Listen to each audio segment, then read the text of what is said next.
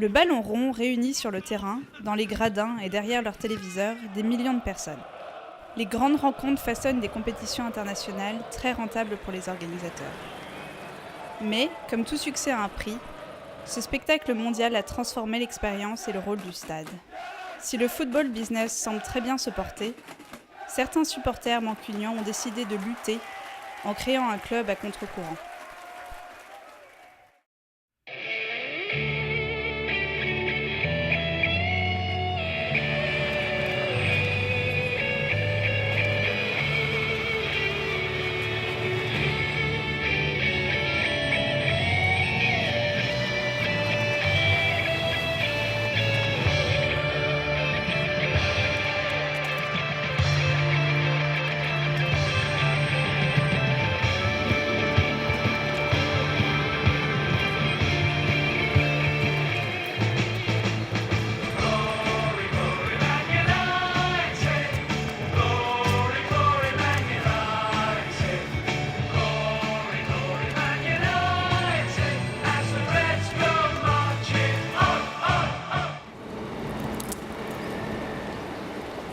Quand on pense à Manchester, on imagine les briques rouges de l'Angleterre industrielle, ou encore, aux années 80, à la culture punk. Mais Manchester United, club de football le plus riche au monde, occupe une place particulière dans l'imaginaire local.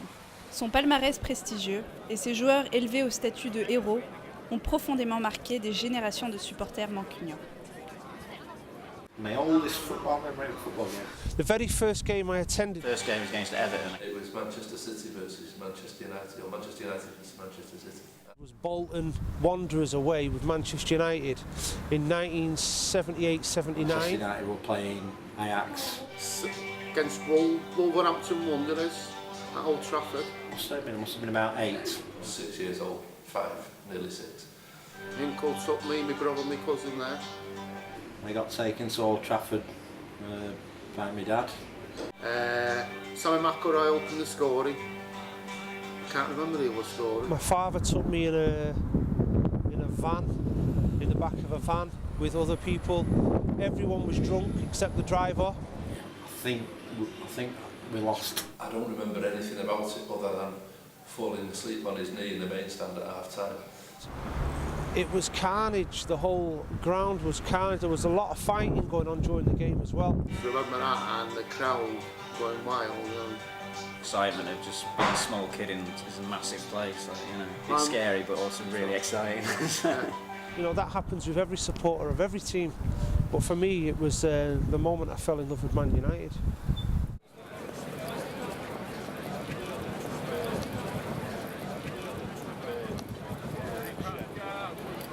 Manchester United est donc une institution locale. À chaque match, un flot de mancunians se presse pour soutenir son équipe. Mais le football n'a pas toujours été qu'un rendez-vous. C'est un sport qui autrefois était profondément ancré dans sa ville.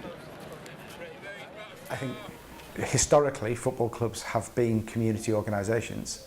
If you look at the history of English football, British football even, the vast majority of football clubs that exist today came from community organisations. So they came from churches, they came from workplaces, they came from local areas. Manchester United began life as Newton Heath, which was a group of people who worked on the railway. Depuis sa création en 1878, l'histoire sportive et sociale du club s'est construite sur des victoires et des déboires. Ce sont ces événements qui ont façonné l'identité des Red Devils. Matt Busby et ses Busby Babes, ou le drame de Munich dans lequel plusieurs joueurs périrent, comptent parmi les grands chapitres qui ont construit une identité à Manchester United. Ce sont également des grandes figures comme Best, Law ou Charlton qui ont maintenu le club sur le devant de la scène. Et même si l'équipe a connu des moments difficiles, les supporters se sont maintenus derrière les Red Devils. Quand les succès sont réapparus, comme sous l'ère Ferguson, le club a su se reconstruire. Le club possède un des palmarès les plus fournis du football. Mais parallèlement à tous ces succès, le visage de Manchester United change. What's happened to the football clubs in this country, as you know, not just Man United, a lot of clubs is they've had the heart and soul ripped out of them. Standing has been taken away from football for its own reasons due to health and safety, and from that prices have gone up, prices to eat and drink within the football clubs are all expensive, and you know, there's a lot of people in this country who've got very little money but still love that club. They put the heart and soul into travelling with that club all over the world and all over the country. Well, not every club travel all over the world, but as a Man United fan, you could have travelled all over to watch them in the 70s, 60s, 80s, etc. The way Old Trafford had gone, it was stale, it was cold, it was unfriendly at times. Father to, it was the 50th anniversary of Munich match when Manchester City beat us. And with 10 minutes to go, I was surrounded by a load of stewards that said, we need you to sit down, we've been asking you to sit down. And they got funny with me, and the next thing I knew I was thrown out. So I wrote to the club and asked for an explanation, never got anything. Said I've been a season ticket holder for, 20 years. Le divorce entre supporters traditionnels et clubs est un processus complexe. Petit à petit, l'expérience du stade se transforme. Le rapport Taylor, publié en 1990, à la suite de la tragédie d'Hillsborough, devient une bible pour rendre les stades plus sûrs. Mais il s'adapte également à de nouveaux passionnés. Depuis la désindustrialisation, les classes moyennes ont investi les gradins. Manchester United devient progressivement une marque. C'est une véritable entreprise qui, grâce à ses spectateurs, brasse beaucoup d'argent.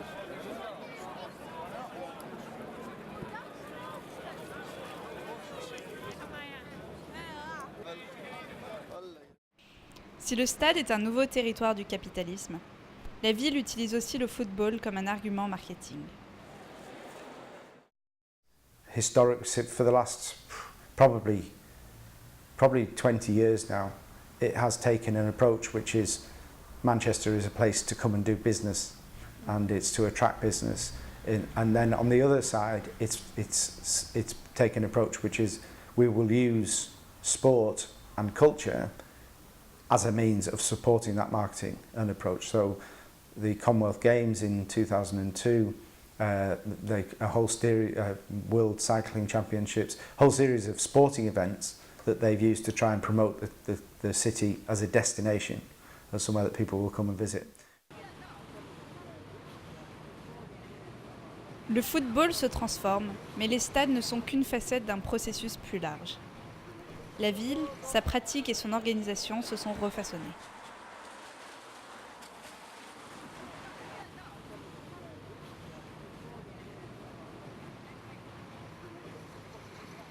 If you look at Manchester City Centre now, Manchester the city, it's actually not particularly geared for working class Mancunians. For example, it's much more sort of global brands, and they're quite expensive, and a lot of people that now live in the city centre of Manchester are not from Manchester. Ordinary Mancunians can't afford to live there, it's too expensive, the apartments, that kind of thing, the shops. So ordinary Mancunians are sort of like pushed out to the suburbs. L'ancienne ville industrielle laisse la place aux industries tertiaires et à une architecture plus moderne. Des quartiers entiers sont redessinés dans l'agglomération de Manchester.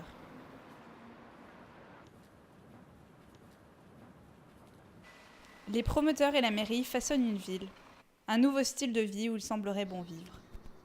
L'agglomération semble bien s'adapter, mais face à ces changements, certaines revendications peuvent voir le jour. Dans l'industrie du football, le prestige des équipes et le nombre grandissant de spectateurs permettent à beaucoup de s'enrichir. En 2005, Malcolm Glazer, un businessman américain, semble vouloir racheter Manchester United. Mais les supporters s'organisent pour protester et faire barrage. Takeover in 2005, there was a number of different groups who were involved. There was IMUSA, the Independent Supporters Association. There was Shareholders United, who are now called Manchester United Shareholders Trust. And there was a kind of independent group called the Manchester Education Committee, and all of them undertook different kinds of campaigning really against the takeover, and they ranged from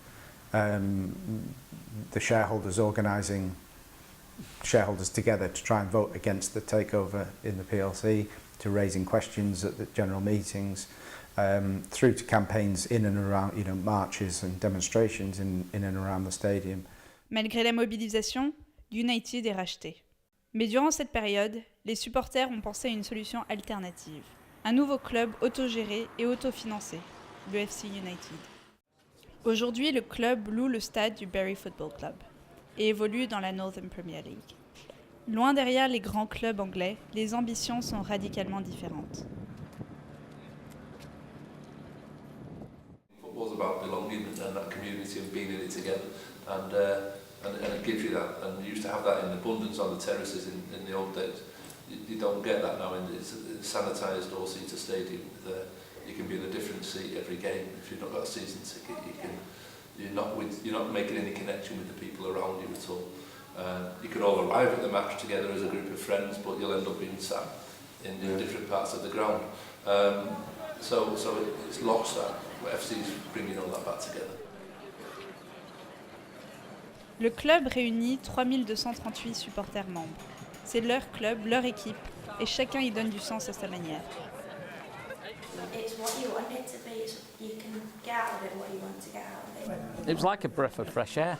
It's an ideal. I think it was going back to what it was like for both of us when we were younger. Yeah, really. yeah. I mean, that's what everybody kind of says. Like, you know, it's going back to the days of the 70s, 80s, and stuff like that. You know, where you could go with your mates, you know, out all day, and you could go into the ground and you'd still be all together. Like, you know.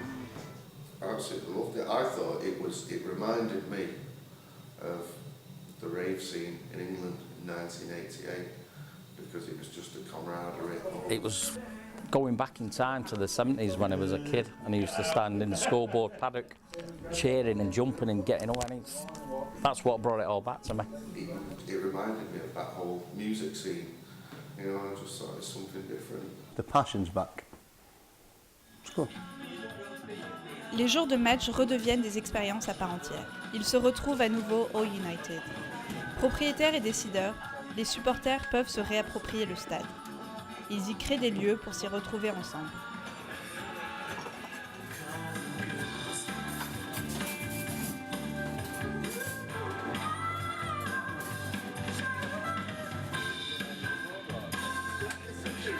It's run by volunteers. We've sourced everything in the bar ourselves. So we chose which beer we wanted to sell. We sourced it from the suppliers and get it delivered. A lot of the food that we do is donated. But the main thing about it, and we always think of it as a little bit of Manchester at the wrong end of the tram line, which is Bury, where we're unfortunately based at the moment, because Manchester's got a very entrepreneurial spirit. We do what we want. We look around and see how everything else is done around the country and around the world and think, nah, we'll do it this way. And it's great that, you know, we've got this venue where we can do whatever we want.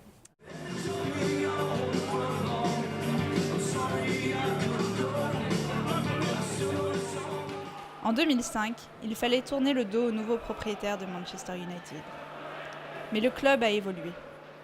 Ses supporters passionnés se réapproprient ce qui leur appartient. Les tribunes. L'histoire du football est un passé idéalisé, un socle sur lequel on peut se reconstruire et se réinventer. C'est pour cette raison que les supporters revendiquent un football plus authentique. 3 o'clock on a Saturday, which is when we usually kick off, then that was the workers, many of whom finished work and then went and played for the work side, the good players.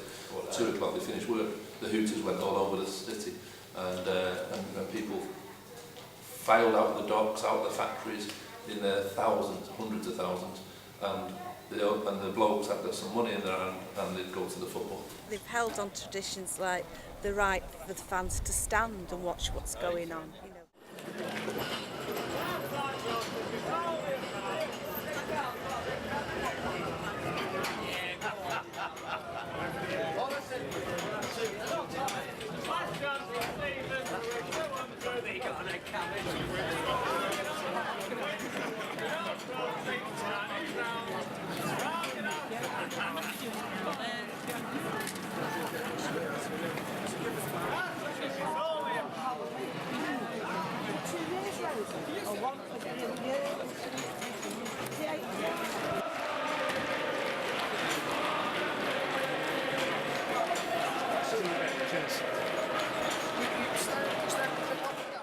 Propriétaires de leur club et affranchis des exigences de la Première Ligue, les supporters sont libres de recréer une atmosphère, rendre aux tribunes sa fonction première de spectacle.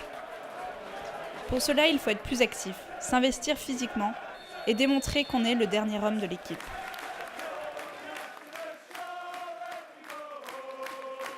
The very first game they were playing, and it was the supporters that day that made me sort of believe in my love for football again. Excellent. Yes, 100% better. Loud. The atmosphere at the game is brilliant, yeah. Passionate. It's good, the crowd's good, the singing's good. It's good fun. Where you're not told what to do, where you're not told what you don't to sit down, where you're not told to do this. You feel more passionate about it, and you feel a part of it, and you feel as though your voice is being heard all the time. You know, you don't feel like a run-of-the-mill sheep. You know, going and paying £25. You feel sort of like valued. You know.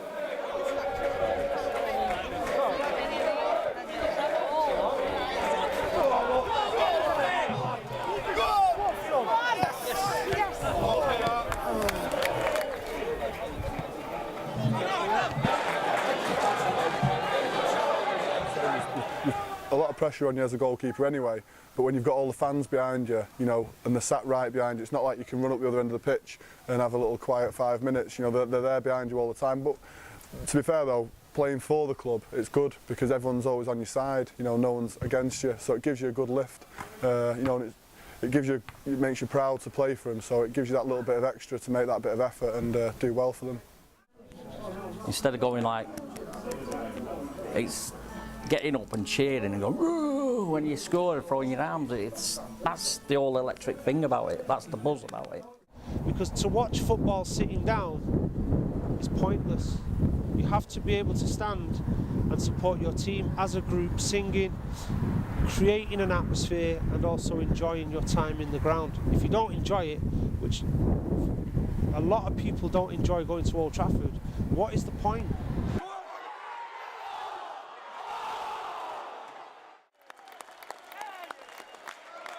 Ces libertés, c'est l'autogestion qu'il permet. Affranchi des rapports de force, chacun s'y investit et apprend à se réinventer. Well, it is because it's like the little man against the big man. It's In society these days, most people feel pretty disenfranchised. We are just like meaningless people, but when we go to football, we stand together as a crowd. That means it means something. You've got very little say in the things that are happening around you. So when someone takes that identity away from you, i.e. Malcolm Glazier, it's time to form something new where you can be the crowd again, the majority, instead of being like a little man. It's making a difference. It's a club that truly is making it. It's not about Malcolm Glazer and United, and it certainly isn't for me, and I don't think it's for most people now. And like when FC United was set up and it evolved into a supporters-owned club, and you get a tremendous sense of like pride and self-identity from belonging to it. We're set up to make a difference, and if in my lifetime we can achieve that together, united, then I'll die a happy man. You know, knowing that you're kind of participating in that process, and knowing that it makes you think differently, because it makes you realise that actually you have got a choice. You know, you don't have to put up with the shit that's thrown at you sometimes, and you can actually do something about it, and you can do it in a positive and constructive way. And like, you know, and we are going to struggle, and the club's got some difficult decisions to make as we go up the leagues, because we will go up the leagues, and we will have to conform to some extent to the stewarding and the pricing and the television, but we will fight it every step of the way and try and make that difference as we plough our furrow wherever that leads us, really. So, but the thing is, it'll be our choice. We won't have any board telling us what to do. We might have advice, but we'll have elected them, and it'll be our choice. And that gives me a tremendous amount of like kind of, like, you know, I get a lot of pride in being able to turn around and say to these people who who would turn around and tell me that I haven't got a choice in that. To fuck off, basically. The reason we can talk passionately about it is because, and I can always speak for myself, but I'm sure it's replicated right through the membership, is that I actually feel like I own the club. You know, we own this club and we're shaping it. So what we do, everything's got the club's interest at heart. So if you're getting back to identity, really, you're talking about a group of people that decided to take matters into their own hands. Réunis ensemble dans une même communauté, les supporters peuvent recréer du lien social. Plus ouverts et moins restrictifs, les visages dans les gradins se diversifient. Les matchs redeviennent un rendez-vous hebdomadaire où chacun peut trouver sa place.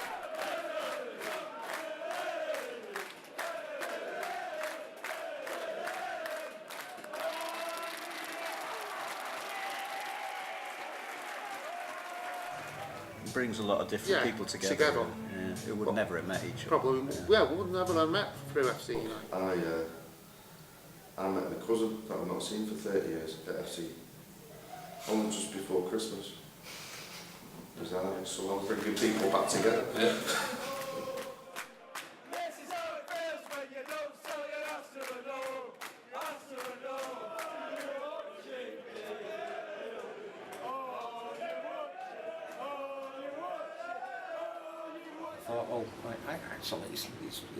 It's quite cheap. It's affordable to, you're not breaking the bank to actually go and watch a football. That's the fathers who took, like my nephew was 11 years old when he was gone.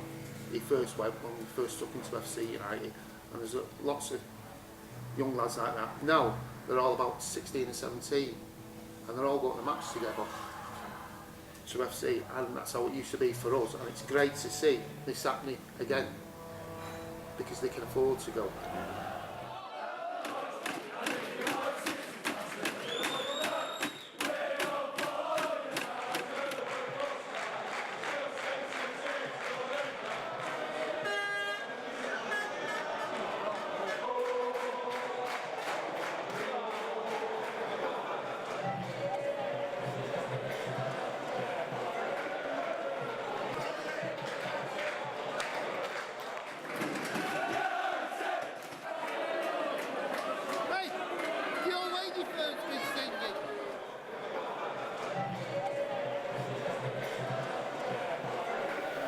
From the start, it was me and the kids going to the football. And the first 2 seasons, my sister and my nephew went as well, and we went all over the northwest counties, which was the league we were in at the time, home and away, and it was fabulous. And then a little bit later on, about 4 seasons ago, when my wife started taking an interest, and we go as a family. Yeah, I think it's a family club. More than anything, because there's no restrictions, you can sit where you want. If you don't want to stand up, then you don't have to stand up. You can sit with your family or go off and stand if they're married. And everyone that I've met since FC started, it's like a big family, and it is. Souvent minoritaires dans les stades, les femmes sont souvent mises à l'écart par un sport très masculin. Toutefois, elles sont de plus en plus présentes dans les rangs du FC United.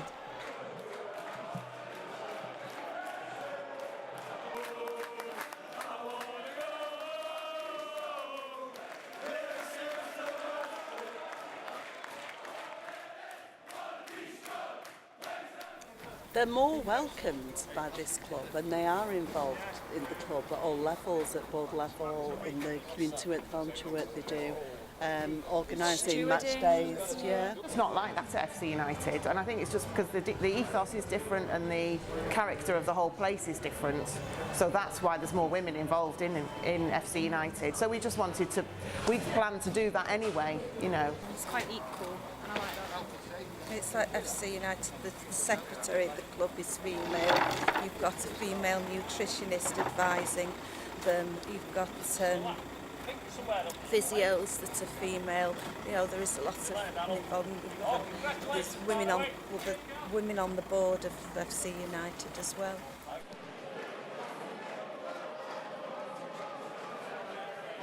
Actives au sein du club, elles sont toutefois mises au second plan.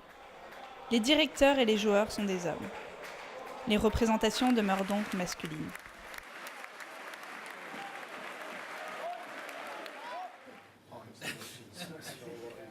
Le club s'est construit une communauté pour les jours de match.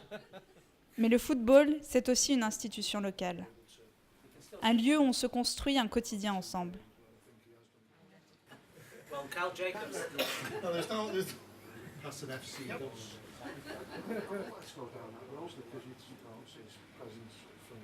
We've got a thriving branch network. We've got that community, like Victoria says, coming together every Saturday. But in the week, there's nearly every week there's a branch meeting going on. If not every week, there's two next week. And there's always social functions going on. We had the Newton night at the end of the match last week. So it's a real impetus, a real thriving community. And then you've got the social media. People are just, there's forums and the website, and people are just Facebook. They're on that all of the time. So you come together physically on a Saturday, but really you're connected by these strands right the way through your working week, and it's great. Le club, composé en grande majorité de Mancunians, est un lieu pour repenser son espace local. On y crée des projets pour les communautés.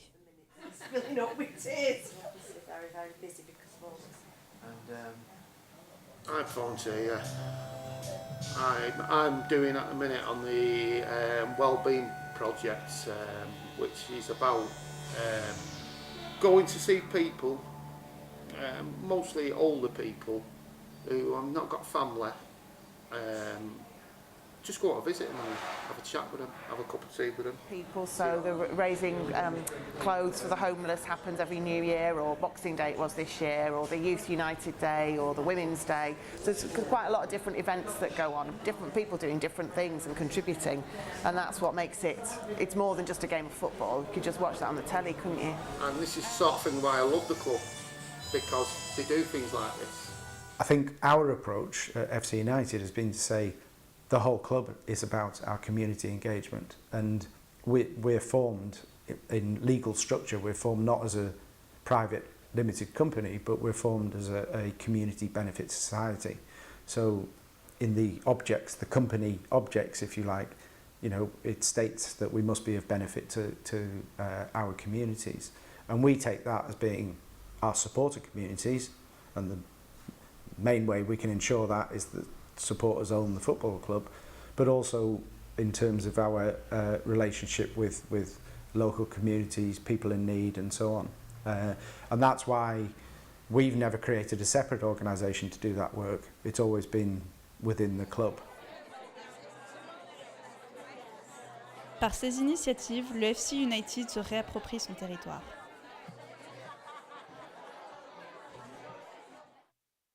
The kind of plays that we put on are for sort of ordinary working class men and women, and theatre, especially in England, traditionally is for sort of more middle class, and there's sort of parallels between football and theatre in the way that Premier League football is now very much for middle class people because they can afford it. Same with theatre is for middle class people because they can afford it, whereas we wanted to provide affordable theatre in the way that FC United provide affordable football. We got involved with FC United about 5 years ago by encouraging them to come and see our plays, and we would sort of write plays with them involved, and the relationship's gone from there really.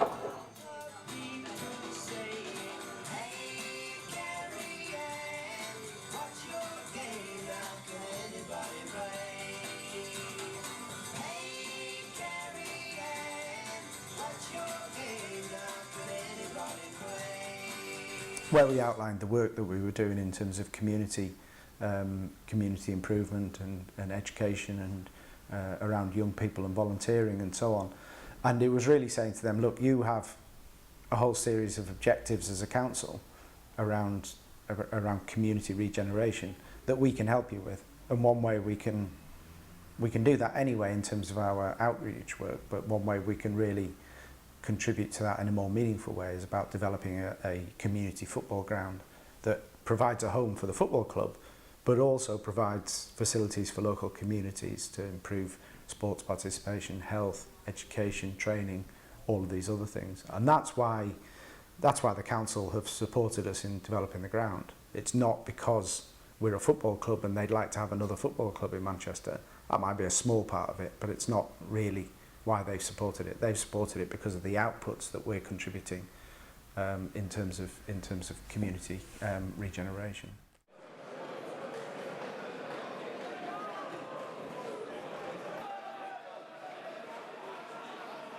Aujourd'hui, le FC United est un club sans stade. Mais les supporters ont toujours voulu se construire un lieu pour se retrouver chez eux. FC United started, we played all of our home games, or the majority of our home games, at Bury's Gig Lane ground, which is about 8 or 9 miles north of the city centre. And the idea was that we were always going to go back within the boundaries of Manchester and get as close to the city centre as possible. The original site of 10 Acres Lane, which is in Newton Heath, was proposed by the council and we accepted it. And we were in quite an advanced stage. Planning permission had gone through, the community shares were going very well. And then with all the government cutbacks and everything that was put in place, it was decided that wasn't a viable location for us.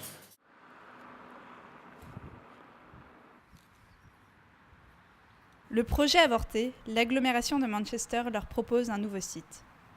Le terrain dédié à l'équipe junior de football de la ville de Moston. Mais il doit faire face à l'opposition de certains habitants. Dépossédés d'un terrain municipal, ils se sentent envahis par un club qu'ils connaissent peu. They are going to be in partnership with FC United. We're not taking over a junior football club. They will be able to use the facilities the same as we can, and it is a partnership. It's not a takeover, and it's, in my opinion, it's a better site. It's a bigger site. It's going to be able to give us a lot more in terms of what we can do for our community side. Oh, it'll be brilliant because basically North Manchester's sort of much. People there haven't had as many opportunities as in South Manchester. So there's a lot more people who've got, maybe haven't got transport to get to big events, haven't got the money to pay for their kids to get into things, or just haven't had as many opportunities. So we're a bit like the poor relations, in North Manchester compared with the South, where you've got a lot of students and lecturers, and it's a bit posher, basically. So living in North Manchester, we have to make the most of the things that we can get. And so this will really change North Manchester because it will be a hub basically where people can do all sorts of different sports. They can access football that's affordable and take part in all the community events as well. So it'll be really, really good, really good. It's natural that a football club should be interlinked in all these different ways with communities, but also should be aware of where it's having impact. And that becomes particularly pertinent when you build a football ground in a particular area. It's to say, well, this isn't just going to be a football ground with a big fence around it and we will use it on Wednesday and Saturday.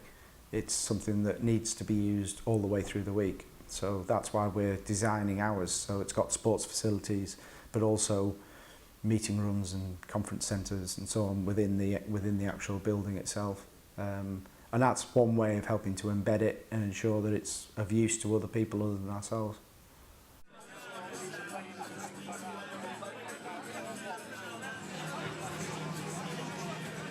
So when FC United was formed, there was some people who said, we have to have Manchester in the name.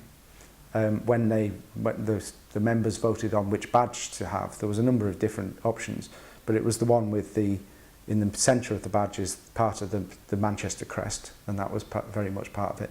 And the desire has always been that FC United should have its football ground in the city of Manchester, and that those three things have always been very very deliberate. And it's Hilda Baker, Arthur Baker, Sikhs and Hindus, Buddhists, Quakers, Bellevue Aces, Ivan Major, Mocha Baker, Shaker Baker. But it's them Muriels and them Flemish Weavers, it's overexcited underachievers, it's Dry 201, and it's Saturday Night Fever and Pack 51, and I'm a Believer, and we say laugh, and they say laugh. We say path, and they say path. It's a fucking bath. It's working and thriving and trying and striving, ducking and diving and fucking and skiving, it's opera and ballet, Sir Charles in the alley, Steve Bruce and Polly, it's Pride of our alley, it's gain education, it's young education, it's young on probation, on rock medication, it's ruthless from Spa, it's hot light in the car, it's Foo Lamar, it's Manchester, la la la, Manchester, la la la.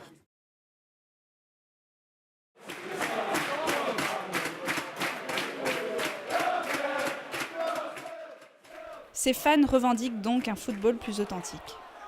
Cet engagement les a transformés en tant que supporters. Mais ils participent également à refaçonner leur rapport à cette ville qu'ils célèbrent chaque semaine.